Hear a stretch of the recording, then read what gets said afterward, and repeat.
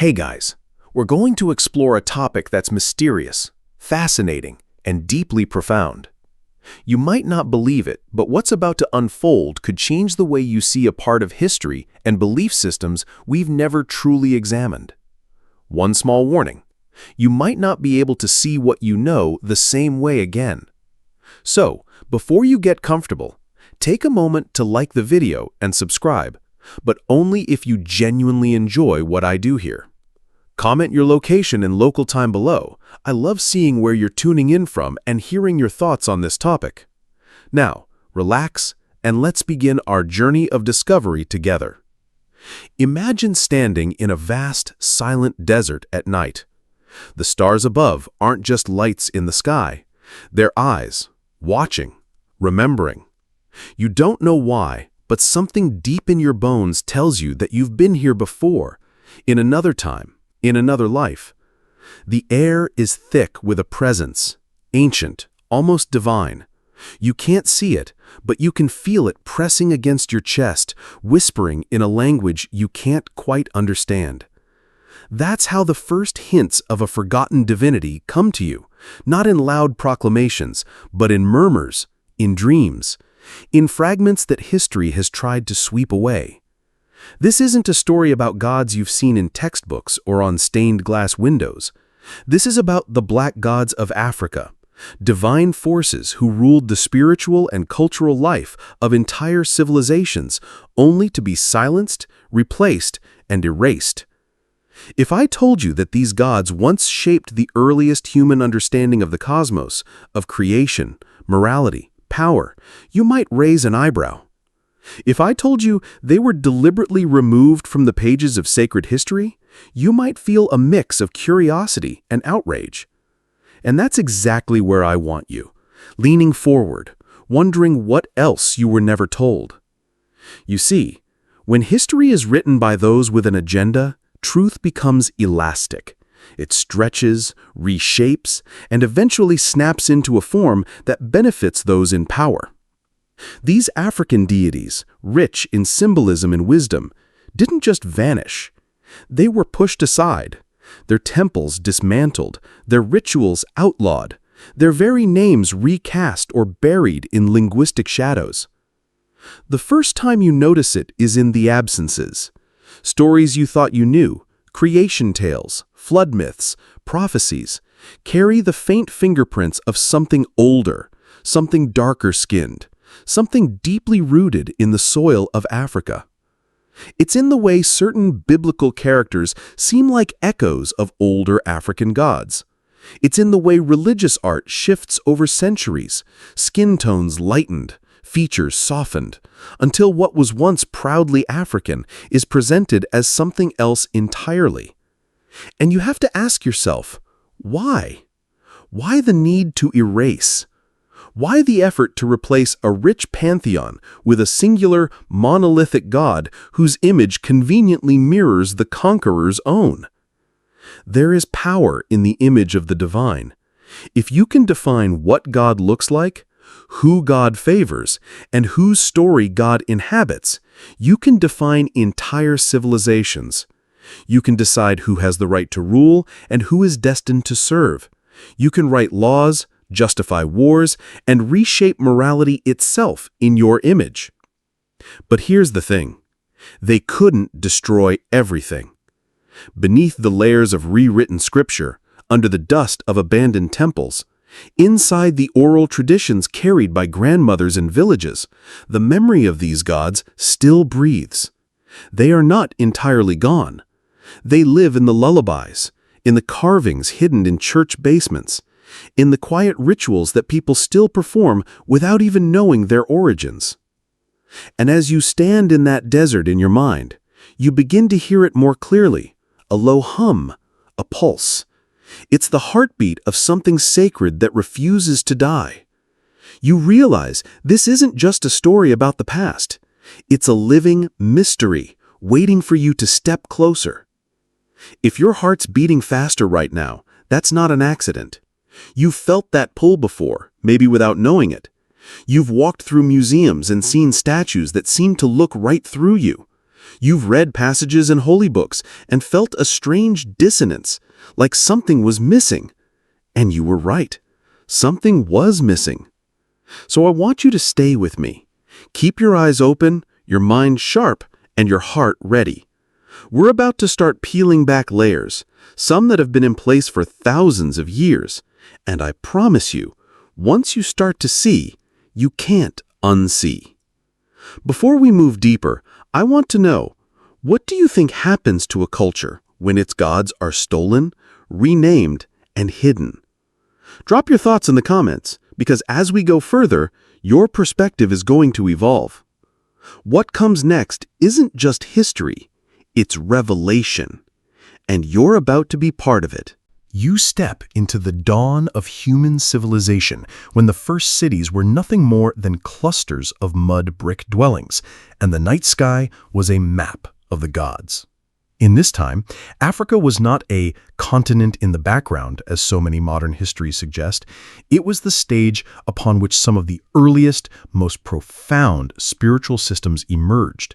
You can almost smell the incense burning in a temple courtyard, hear the rhythmic beat of drums summoning worshippers, feel the cool stone under your bare feet as you walk toward the altar. These were the thrones of the black gods, divine kings and queens who were more than mere symbols. They were cosmic anchors, embodiments of life's cycles, lawgivers, protectors, and destroyers. When the rains came and the rivers swelled, the people thanked them. When the earth cracked under drought, the people sought their mercy. These gods weren't distant, abstract concepts. They lived in the seasons, in the wind, in the eyes of the leaders who ruled in their name. If you look closely, you'll see that in many African cultures, there was no strict line between politics and the divine. Rulers were often seen as the earthly vessels of gods, their thrones the literal seats of spiritual authority. The Asante, the Yoruba, the Nubians, they all had figures who stood at the intersection of the mortal and the divine. And if you know where to look, you'll find the echoes of these same roles in the pharaohs of Egypt, the priest kings of Cush, and even in the later anointed kings of biblical texts. But something happened. Slowly, over generations, the black gods' thrones became contested. Traders, conquerors, and foreign priests arrived, each bringing their own pantheon, their own stories of creation, their own truths. At first, these new beliefs were absorbed, blended, coexisting alongside the old ways. You might imagine a marketplace of the divine, where foreign gods were welcomed as guests, but never as rulers. And yet, over time, the balance shifted. Some of the oldest temples, once dedicated to African deities, were repurposed, their altars recarved to honor new names. Statues of dark-skinned, broad-nosed gods were quietly retired to storerooms or recast with unfamiliar features. The thrones were not empty, they were occupied by others. If you've ever walked into a room you once called home and found all your possessions replaced, you know the unsettling feeling. It's not just loss, it's a deliberate overwriting of identity. For the people who lived under the reign of these black gods, the erasure wasn't immediate. It came in rituals slightly altered, in prayers translated into foreign tongues, in the slow persuasion that their own gods were lesser or false. But why? Why target these thrones, these symbols of authority? Because whoever sits on the throne controls the narrative, and whoever controls the narrative controls the future. The spiritual identity of Africa wasn't just about worship, it was about sovereignty. If the divine authority of black gods could be dismantled, so too could the political and cultural independence of their people. This is the part of history no one told you, that the fight for power wasn't always about armies clashing on a battlefield. Sometimes the greatest conquests happened in silence, in candlelit temples, in whispered agreements between rulers and priests. A god could be dethroned not by the sword, but by the pen.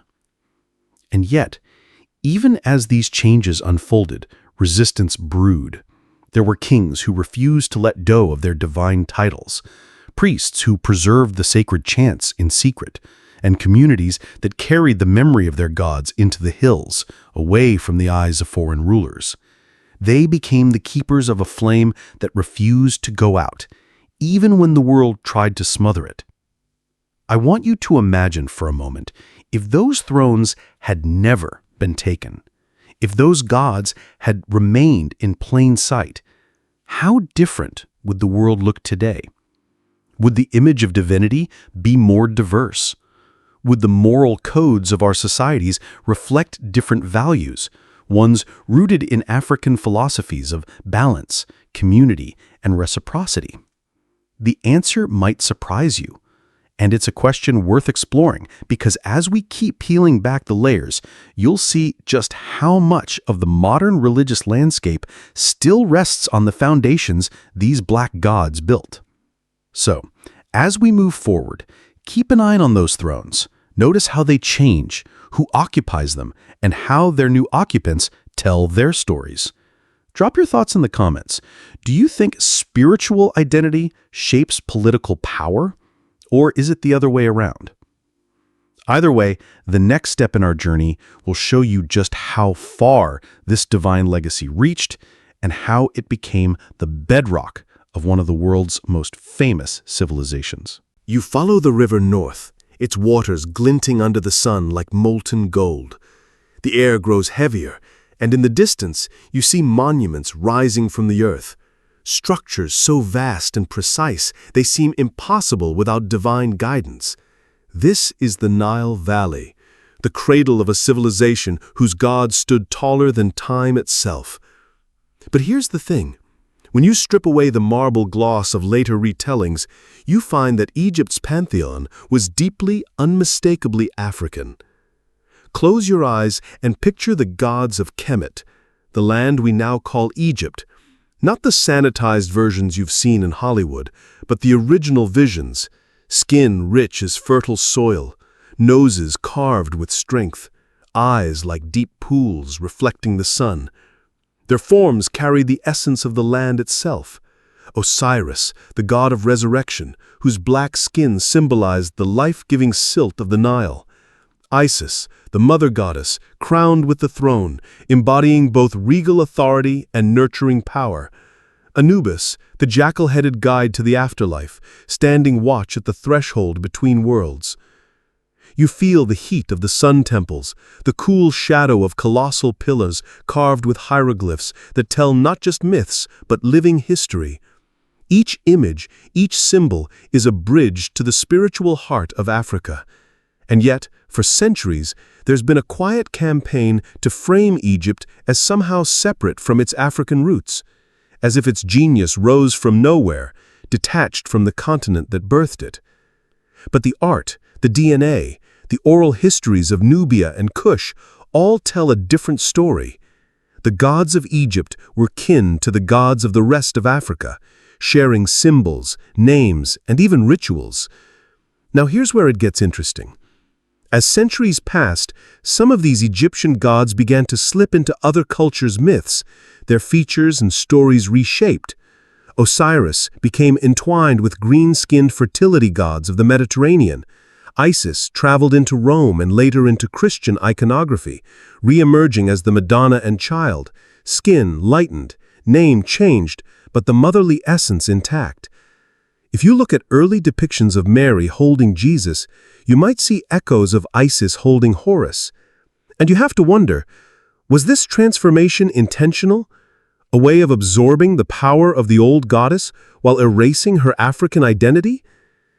It's here, on the banks of the Nile, that you see the first clear blueprint for erasure, not through destruction, but through transformation. Change the face, rename the deity, reframe the story, and soon generations forget the original. This is how the sacred African presence began to dissolve into the background, hidden in plain sight. But there's a deeper layer. Egyptian religion wasn't just about worship. It was about cosmic balance, ma'at, the idea that truth, justice and harmony were the forces that held the universe together. Imagine if that philosophy had been the global spiritual foundation, instead of the more hierarchical, exclusionary systems that followed. What would it mean for the world if divine justice had remained as important as divine obedience? As you stand among the ruins, you can almost hear the chants carried on the wind, smell the oil lamps burning in sanctuaries, feel the vibration of feet dancing on stone floors during festivals. The gods are still here, in the stones, in the stories whispered by tour guides who know more than they say, in the artifacts tucked away in museum basements far from their homeland. And you start to realize, Egypt was not an isolated miracle. It was a chapter in a much larger African story. Its gods were part of a lineage that stretched south into Nubia and west into the kingdoms of Mali and Ghana, east toward Ethiopia and beyond. This divine network was complex, interwoven, and powerful, and the more you learn, the more you understand why it had to be dismantled by those who sought to control the narrative of human civilization. So here's my question to you. When you see a figure like Isis or Osiris today, do you see an Egyptian god, or do you see the African soil they were born from? And why do you think so many history books avoid that question? Let me know in the comments. I read every one, and I think your answers will say a lot about how deeply this erasure has worked. We're going to keep following these echoes, but the next stop will take you out of Egypt and into lands that many people think are completely separate, yet carry the fingerprints of the same divine heritage. You leave the familiar banks of the Nile and travel east, crossing deserts and mountains until you reach the fertile plains between two great rivers, the Tigris and the Euphrates. This is Mesopotamia, the so-called cradle of civilization, where Sumer, Akkad, Babylon, and Assyria once rose in splendor. Here, too, the gods ruled not only the heavens, but the fate of cities, the laws of kings, and the turning of the seasons. And here, if you look closely, you'll find shadows, African shadows woven into the heart of a culture many believe was entirely separate. You walk through the ruins of Ur and Uruk, the air heavy with the scent of dust and baked clay. In the museum cases, you see carved figures of gods. Enki, the god of water and wisdom, with flowing streams emerging from his shoulders. Inanna, the radiant goddess of love and war. Utu, the sun god, steady and watchful. Their names are different, their symbols distinct, but beneath them is a resonance, a rhythm you've heard before. The headdresses, the sacred animals, even the cosmological order bear striking parallels to African deities you've already met. And it makes you wonder, how did these similarities happen? Some will tell you it was coincidence, that human imagination tends to invent similar gods in different places. But when you trace ancient trade routes and migrations, a different story emerges. Merchants from the Nile Delta sailed to the Levant. Nubian warriors fought in distant lands. Sumerian artifacts have been found far from Mesopotamia's borders. Culture traveled with them. Songs, stories, and yes, gods. Imagine a caravan arriving from Africa, bringing ivory, gold, and exotic animals. Alongside these treasures came myths of a river god who controlled floods, or a sky goddess who spread her arms across the night. Over time, local scribes might adapt these stories, giving the gods new names and clothing them in local symbols. Within a few generations, the divine lineage is altered, yet the heartbeat of the original remains.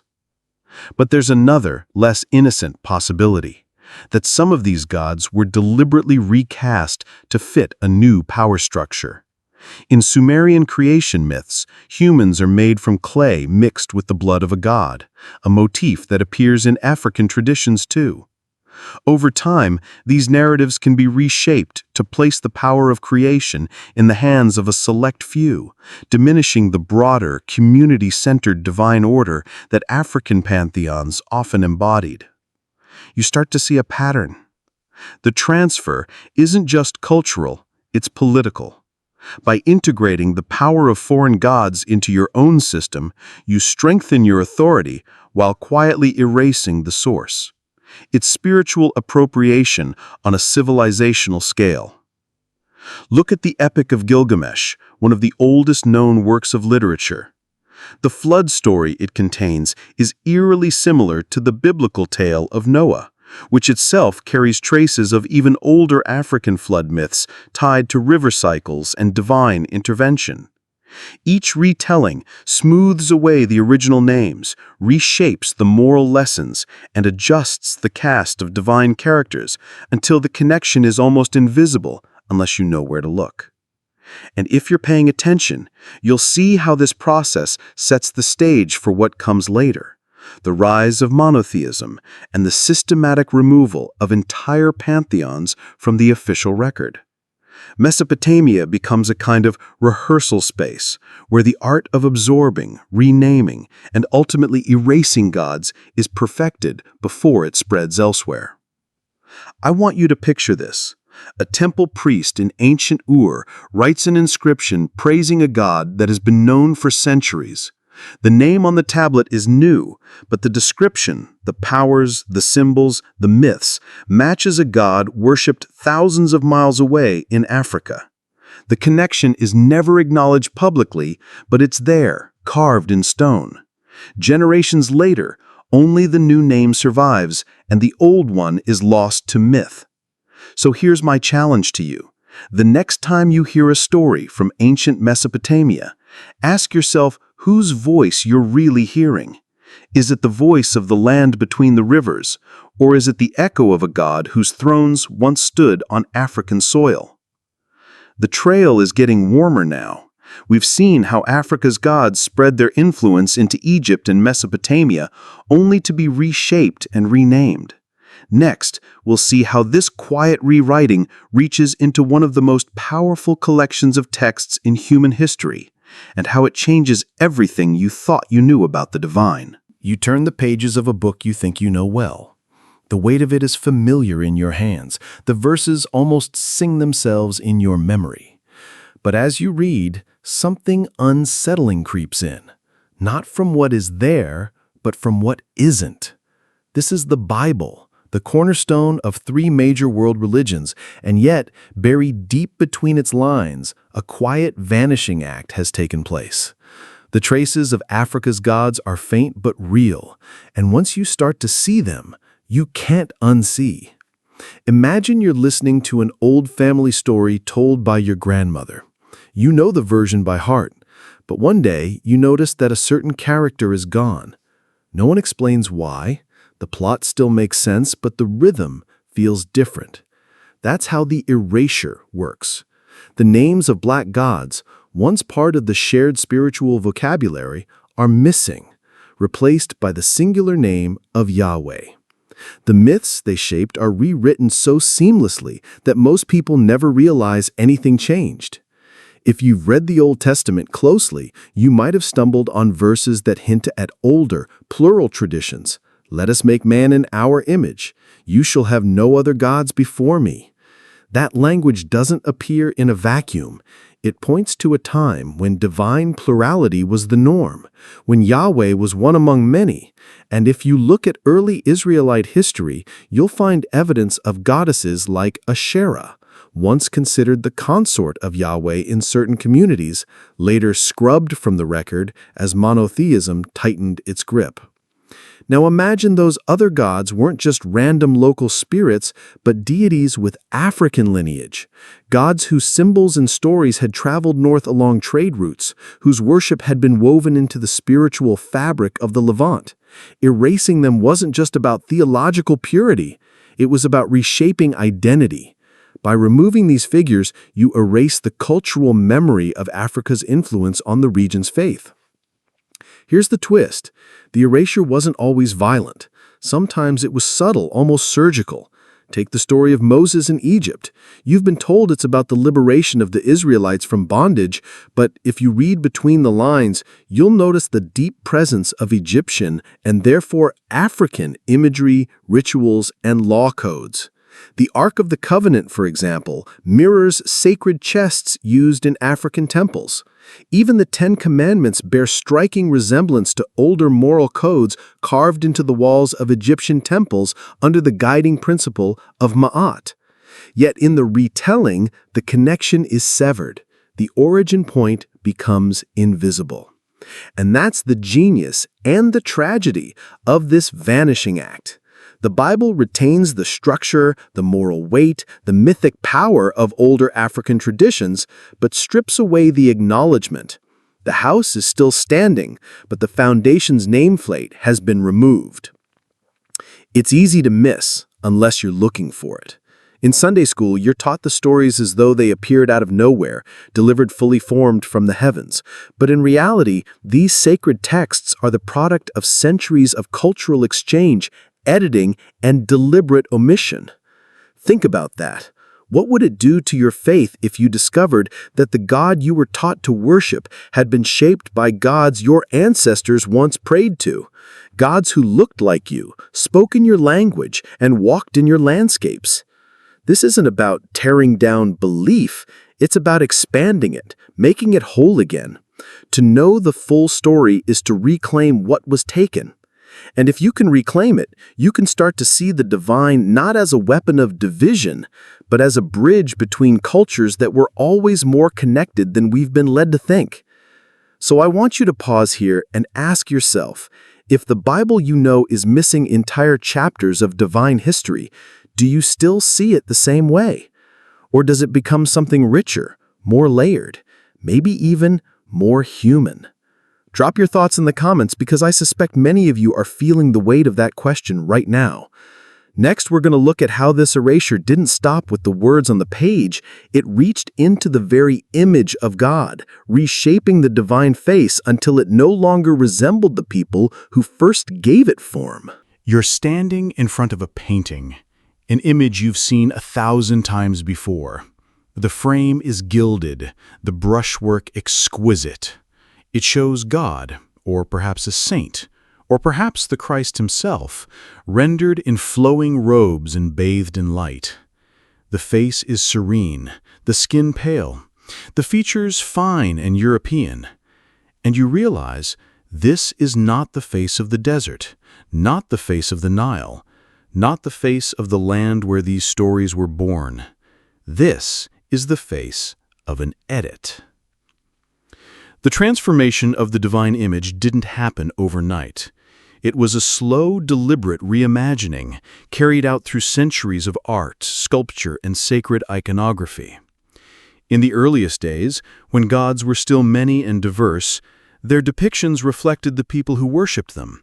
Skin the color of the earth after rain, hair coiled like river currents, features shaped by sun and wind.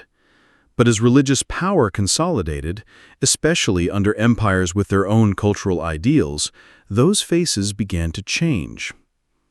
Imagine a scribe or artist in the service of a new ruler.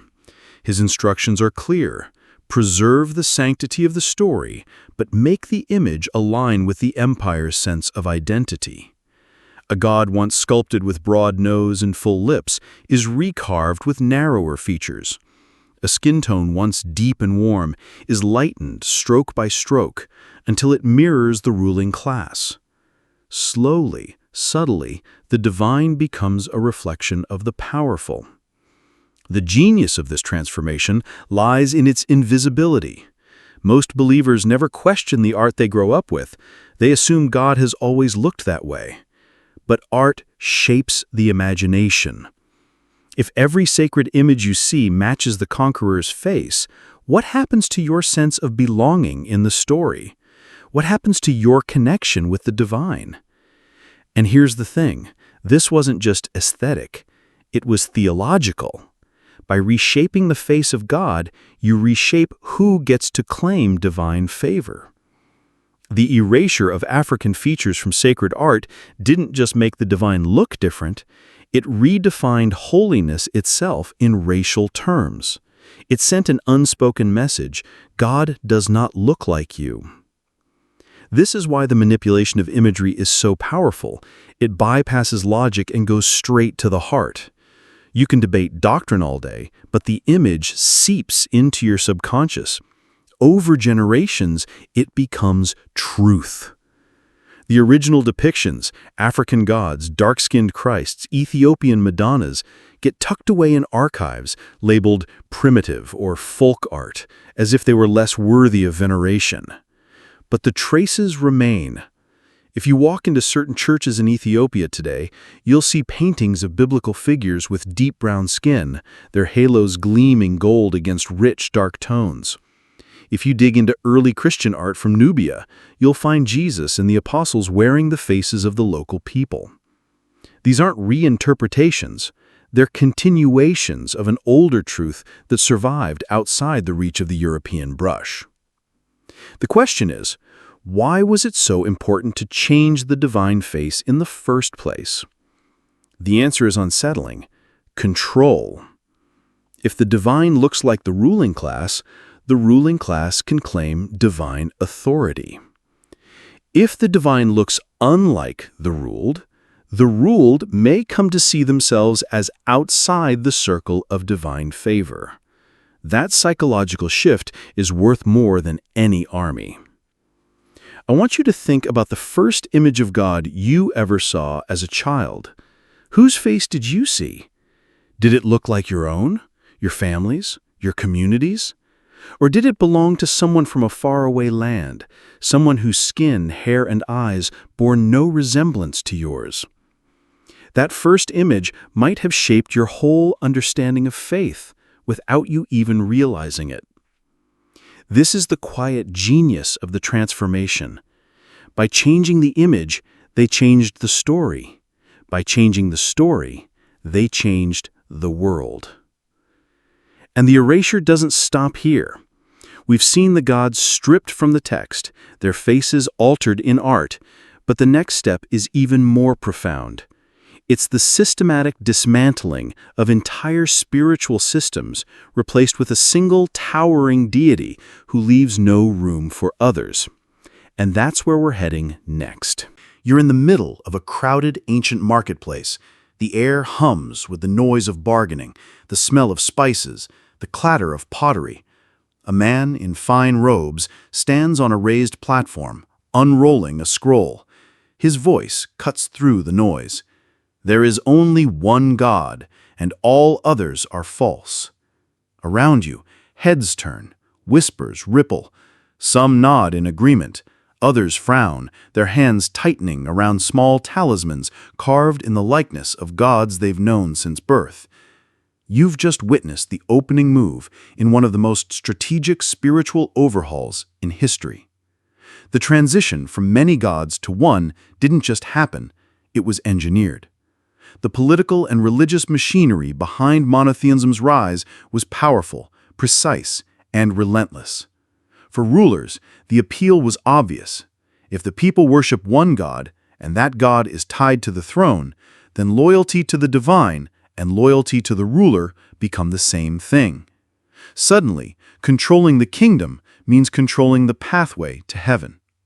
Before this shift, African spiritual systems thrived on plurality. Gods ruled over rivers, harvests, storms, fertility, justice. Power was distributed among them, reflecting the idea that life itself was interconnected and balanced. No single deity claimed absolute control. Instead, harmony came from honoring the whole. This structure resisted monopolies, political or spiritual, because authority was spread across a council of the divine. But a single God changes everything. It centralizes authority. It creates a clear chain of command. God at the top, ruler as the chosen intermediary, people at the bottom. And in this structure, any competing god, especially one with a strong cultural base like the black gods of Africa, becomes a threat. The strategy to dismantle these systems was as much psychological as it was theological. First came the demonization, labeling traditional deities as idols, evil spirits, or pagan temptations. Then came the absorption, taking the most beloved qualities of these gods, mercy, fertility, protection, and transferring them to the new single god, so the people felt they were gaining rather than losing. Finally came the forgetting.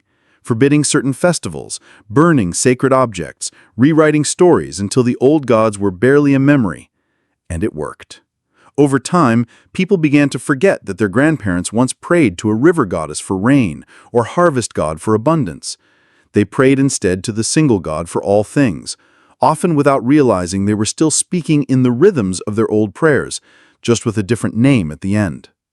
But here's the catch. Monotheism didn't just replace the gods, it replaced the worldview. In African traditions, the divine was often seen as part of nature, inseparable from the land, the rivers, the seasons. In the new system, the divine became separate, above nature, ruling over it. That shift in perspective rippled outward, changing how people saw themselves, their environment, and their place in the universe. If you think this is ancient history, consider this. Many of the global religious systems today still operate on that monotheistic framework, built on the ruins of older, pluralistic traditions. And because the transition happened so long ago, most people never question it. They don't see the takeover. They see the way things have always been. I want you to pause for a moment and imagine what it would be like if the change had never happened. Picture a world where people still worshipped a pantheon rooted in Africa's soil, where divine authority was shared and where no single face claimed to be the only true image of God. Would power look the same? Would history have unfolded differently? That's the kind of imagining we need, because once you can see that things could have been different, you can also see that they can change again. And change begins by noticing what's missing. Next, we're going to start reading between the lines, not just of holy books, but of the silences they hold. Those gaps, those omissions, tell a story all their own. And once you hear that story, you'll understand how the erasure of black gods wasn't just about replacing them. It was about making sure they couldn't even be remembered. You're sitting in a quiet room with an open scroll before you. The text is beautifully written, each letter perfect, each word deliberate. But as your eyes scan the lines, something strange begins to happen. You start to notice spaces where there should be more. Gaps, absences, silences. The story flows, but it feels hollow in places, like a song with missing verses. And you realize this is the most insidious part of the erasure, the things that are no longer there to be seen at all. When you read scripture from the perspective of what's missing, the picture changes entirely. Those plural pronouns, "let us make man in our image," are not poetic quirks. They're ghosts of a time when the divine was a council, not a monarchy. The mentions of other gods are not casual warnings against false idols. They are fragments of an older reality, left behind like crumbs for those willing to follow the trail. But the erasure doesn't just live in the words, it thrives in the spaces between them. Take the story of the Exodus. The text gives you a dramatic tale of liberation, miracles, and divine judgment. But it also quietly sidesteps an important question. What gods did the Hebrews encounter in Egypt? What rituals did they witness? Which ones did they adopt? The narrative is carefully trimmed so that the answer never truly appears. And then there are the names that never made it in. Think about this. In African oral traditions, the names of gods are sacred power. To speak them is to connect with them. To remove a name from the record is to cut off that connection for future generations.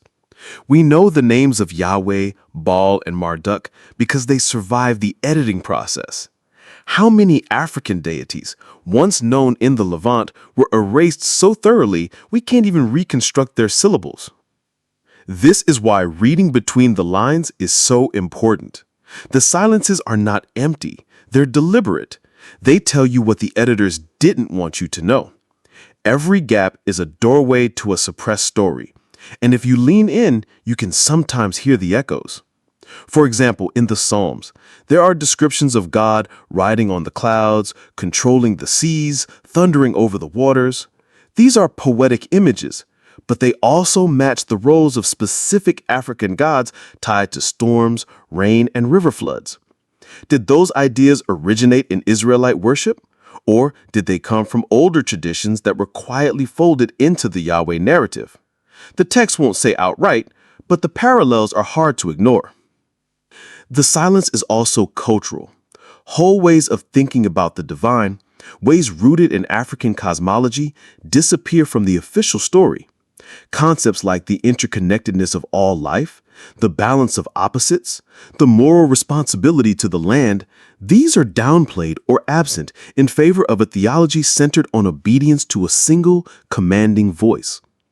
And yet, even in these silences, something survived. Some of the proverbs and wisdom literature in the Bible echo African moral teachings almost word for word.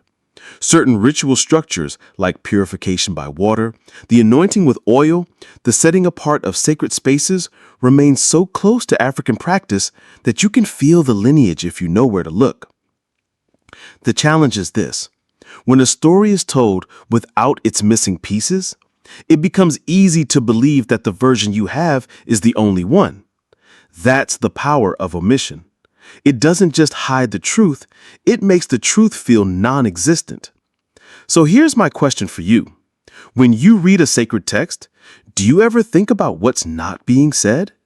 Do you ever wonder who decided which stories stayed and which were cut? If you haven't before, you will now. Because once you notice the gaps, the book you thought you knew becomes a completely different book. And it's in those gaps, those silences, that we'll find the real heart of the erasure, the part where memory itself was shackled, ensuring that even if the names of the black gods were whispered, they'd eventually fade into nothing. That's where we're going next.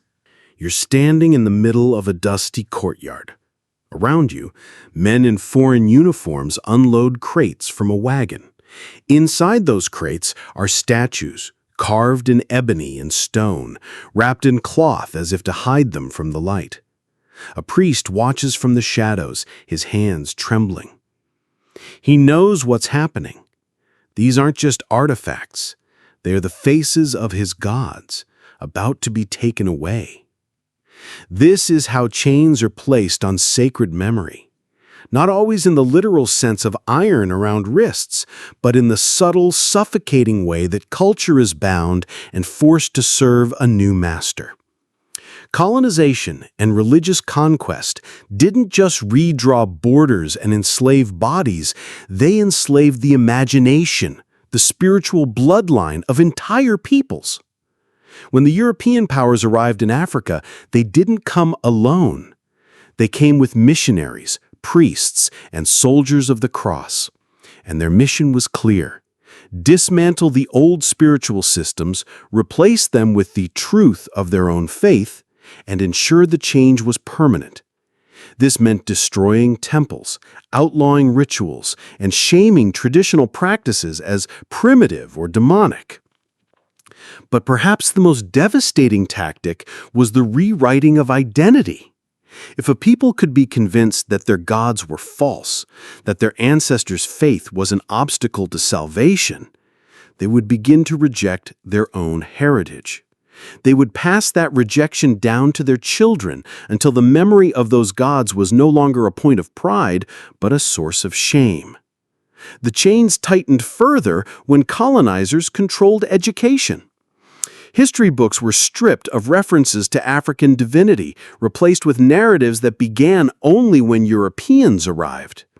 Sacred symbols were rebranded. Ancestral masks became tribal curiosities for display in foreign museums. Sacred drums became instruments without meaning. The very language of worship was labeled as superstition. But here's the thing about memory: it's stubborn. Even under the harshest suppression, fragments survive. A grandmother hums an old song while grinding grain. A fisherman whispers a prayer to the river before casting his net. A child carves a symbol into the dirt without knowing it comes from a god worshipped thousands of years ago. These small acts are resistance. They keep the divine heartbeat alive beneath the chains. The conquerors understood this too, which is why they worked so hard to control even the smallest expressions of culture. In some colonies, speaking the names of certain gods was punishable by law. In others, converts were forced to publicly burn or break their ancestral charms as proof of loyalty to the new faith. The aim was clear: sever the connection to the past so completely that it could never be rebuilt. But history has a way of slipping through the cracks. In hidden shrines deep in the forests, in secret ceremonies held at night, the names of the old gods were whispered. In some cases, they were even disguised, merged with the saints of Christianity, allowing worshippers to keep their traditions alive in plain sight. On the surface, they prayed to Saint Anthony or Saint Mary, but in their hearts, they knew the spirit they honored was far older and rooted in African soil. These acts of survival are more than folklore. They are proof that the chain can be broken. And every time someone rediscovers the story of these gods, every time a name is spoken aloud after centuries of silence, another link in that chain falls away. So here's the question I want you to wrestle with. If an entire culture's spiritual memory can be chained, what does it take to unlock it? Is it enough to know the history, or must the rituals themselves be revived? Think about that, because in the next part of this journey, we'll meet the ones who refused to let the chains close completely, the guardians of the old ways who carried the flame through the darkness. You follow a narrow path through dense forest. The air is thick with the scent of earth and rain, the ground soft under your feet. Up ahead, you see a faint glow. It's not a village, it's a gathering. Men and women sit in a circle around a small fire, their voices low, rhythmic. At the center, an elder speaks words that feel older than the trees themselves. You've just stepped into the world of the resistors, the ones who refuse to let the old gods die. These keepers of the flame went by many names: priests, healers, storytellers, diviners, griots. Some held official titles passed down through generations. Others were ordinary people who became custodians of tradition by necessity. What united them was a refusal to let the erasure be complete. When temples were torn down, they built altars in their homes. When rituals were outlawed, they performed them in secret. When the names of gods were banned, they wove them into songs, lullabies, and folk tales, so that children would grow up hearing them without even knowing. You can imagine the courage this took. In many places, being caught practicing the old religion meant punishment, sometimes imprisonment, sometimes worse. Yet the resistors knew that spiritual heritage was more than belief. It was identity, sovereignty, and memory. To lose it was to lose yourself. Some of the most effective resistance was disguised. In parts of West and Central Africa, when Christianity was imposed, the old gods were hidden behind the faces of saints. A river goddess became Saint Mary of the Waters. A warrior god became Saint Michael the Archangel. To outsiders, the people seemed converted, but beneath the surface, the same offerings were made, the same invocations spoken, the same dances danced under the full moon. This camouflage kept the traditions alive for centuries, even under the gaze of missionaries and colonial authorities. Oral tradition was another weapon of survival. The griots, storytellers and historians, memorized entire genealogies, myths, and rituals, passing them from one generation to the next without ever writing them down. Writing could be seized, burned, or altered. Words spoken into the open air could travel anywhere, unbound by paper or ink. Even when details changed over time, the essence of the gods remained intact, like a seed carried in the wind. In some regions, secret societies formed to guard the old ways. Membership was selective, sometimes hereditary, sometimes earned through tests of loyalty and knowledge. These societies kept sacred objects hidden, guarded the locations of holy sites, and ensured that the training of new priests continued even in hostile environments. They became the underground lifeline of entire spiritual systems. The resistance wasn't just about preservation, it was about adaptation. Some rituals evolved to fit new realities. A harvest ceremony might shift from honoring a specific god to giving thanks to the Creator. But the structure, symbols, and meanings stayed rooted in the original tradition. This adaptability allowed the essence of the old gods to live on, even when their names were forgotten by most. And here's the part that should make you pause. In some communities today, the descendants of these resistors still carry fragments of the old knowledge. They might not call it by its ancient name, but in the rhythm of the drum, the taste of the food offered, the steps of the dance, the old gods are present. If you know how to look, and more importantly, how to listen, you can still hear them. So I want you to think about this. Resistance is rarely about shouting in the streets. Sometimes it's about speaking softly, keeping the truth alive in whispers until the world is ready to hear it again. And that time might be now, because in our next step, we'll uncover how the symbols of these gods never actually left. They've been hiding in plain sight, right under the eyes of those who thought they were gone forever. You're walking through the heavy wooden doors of an old cathedral. The air inside is cool and still, lit by shafts of sunlight filtering through stained glass. You tilt your head back to take in the vaulted ceiling, the painted saints, the intricate carvings. It's beautiful, but then your eyes catch something you've never noticed before. A pattern in the floor tiles, a carving in the corner of the altar, a symbol etched into the vestments of a priest depicted in a mural. They don't belong to the religion you think you're looking at. They belong to something much older. This is the quiet survival of African spiritual symbols, hidden in plain sight. You see them in the spirals that represent eternal life, in the stylized sunbursts that mirror ancient depictions of Ra, in the intertwined serpents that once honored gods of healing and transformation. To most visitors, they're just decorative flourishes, but to those who know, they are messages from the past, woven into the fabric of the present. How did they get here? In part, through the blending of traditions during the early spread of Christianity and Islam across Africa. Local artisans, commissioned to build churches, mosques, or public monuments, incorporated symbols from their own heritage into the design. It wasn't always rebellion, it was continuity. A way to say, our gods may not be named here, but they will be seen. Sometimes the preservation was even more deliberate. Missionaries would allow certain patterns or motifs to remain because they didn't understand their meaning. A sun disk above a saint's head? To them, it was just artistic style.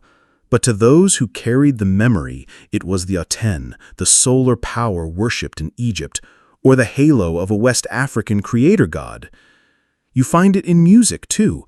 The call and response pattern in church choirs, which traces directly to African ritual chanting.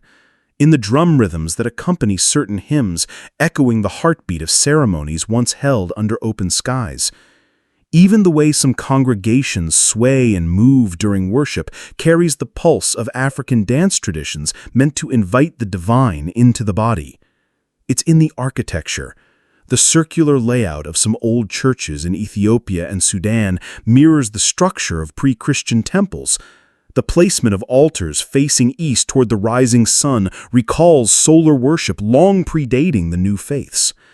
And perhaps most striking, it's in the imagery of the divine itself, especially in regions where the transformation we talked about earlier didn't fully erase African features.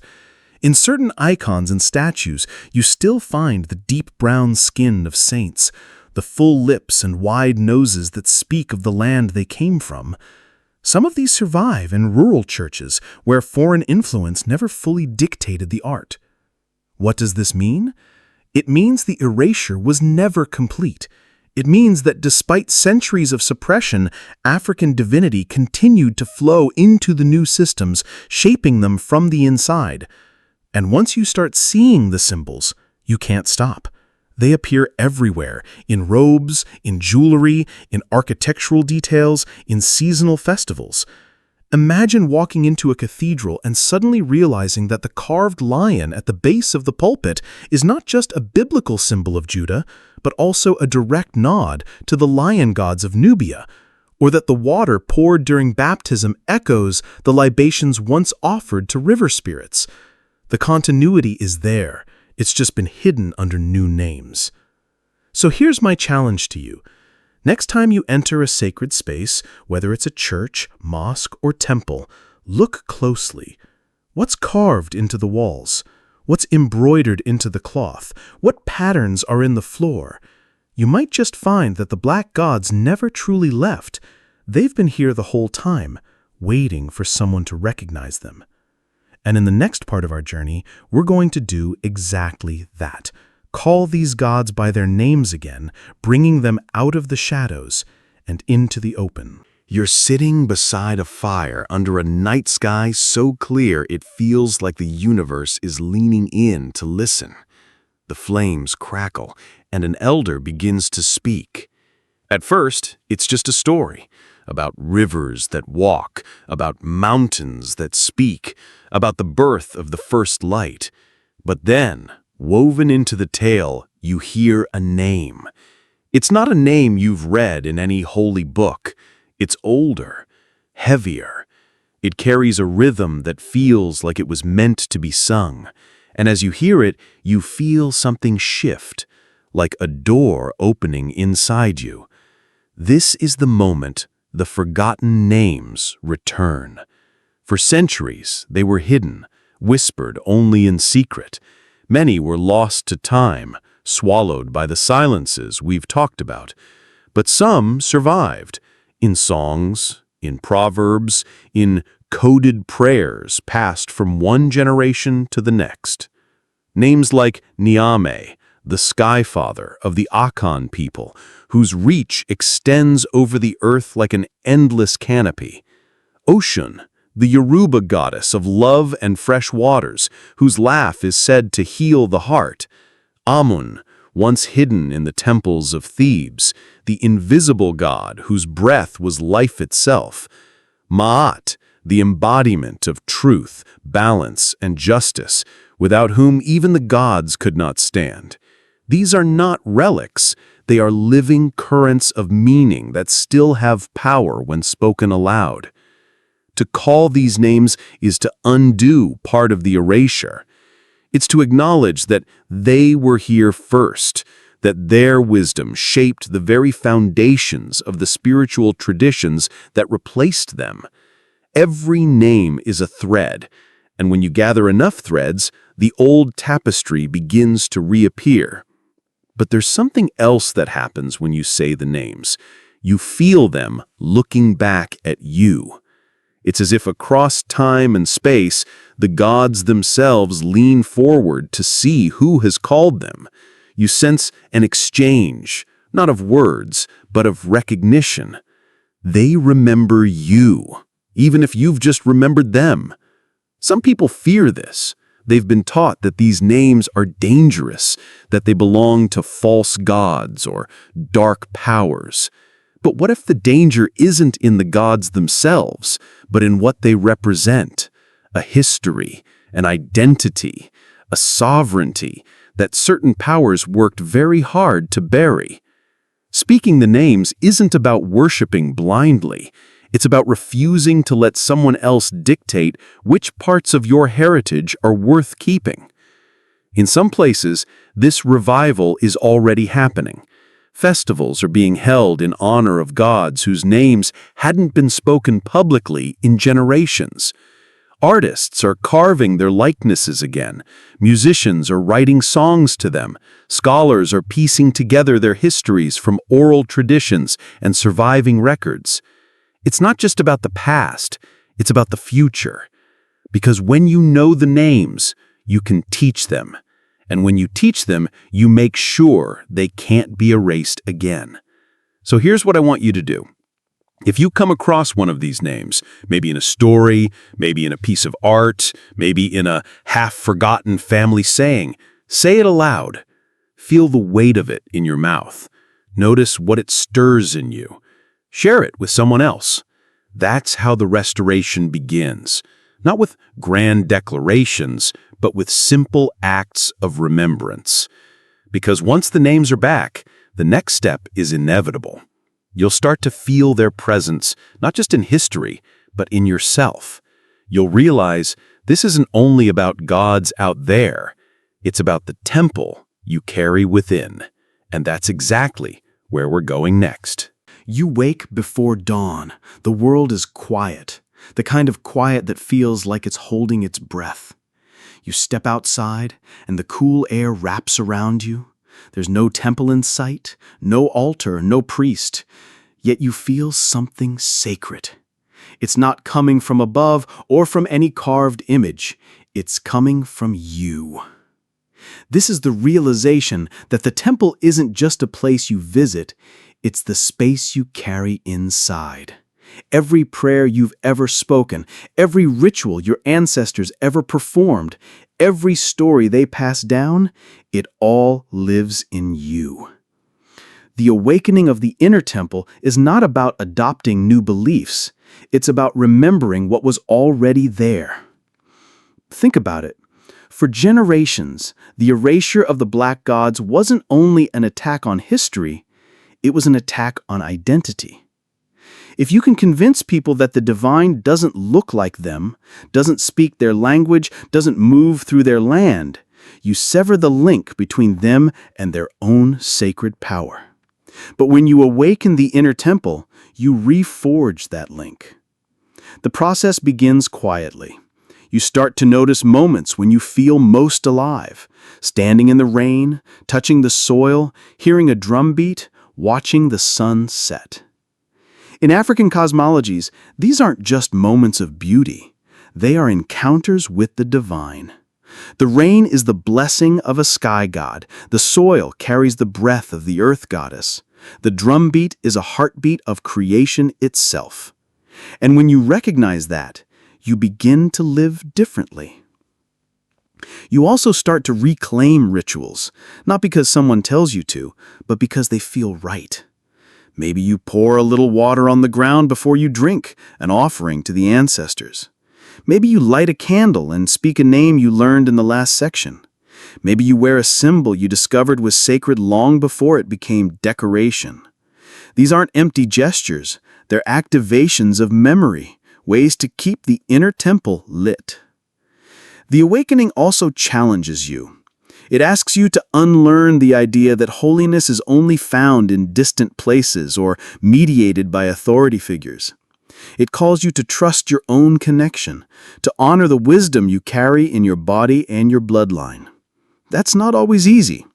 Centuries of conditioning tell you to doubt yourself, to defer to the official story. But the inner temple isn't built on permission. It's built on presence. And here's the most powerful part. Once you awaken it, you start to see the divine in others too. You recognize the spark in the farmer planting seeds, in the child playing by the river, in the elder telling stories under the stars. You realize the old African truth that community itself is sacred, that every person is a living shrine. This is where restoration becomes unstoppable. You don't have to convince anyone to go back to an ancient religion. You just live in a way that reflects its values: balance, reciprocity, respect for the natural world, reverence for life. And slowly, others begin to feel it too. So here's my question for you. If the temple is inside you, what does it look like? What does it smell like? What sounds echo in its walls? Take a moment to imagine it, because once you can see it, you can tend it. And once you tend it, it will grow.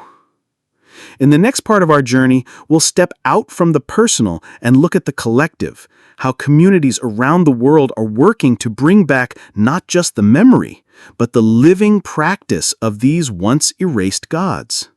The inner temple is the seed. The restoration is the forest. You're standing in a sunlit courtyard, surrounded by voices. Some are chanting in deep, resonant tones. Others are singing in harmonies that send shivers down your spine. Drums pulse like a heartbeat under it all. The air smells of incense, flowers, and something earthy, perhaps libations poured moments before. This is not a reenactment. It's not a museum display. This is the unfinished restoration, the living effort to bring the black gods back into the open, to let them walk in daylight again. All over the world, in Africa and beyond, communities are rebuilding what was dismantled.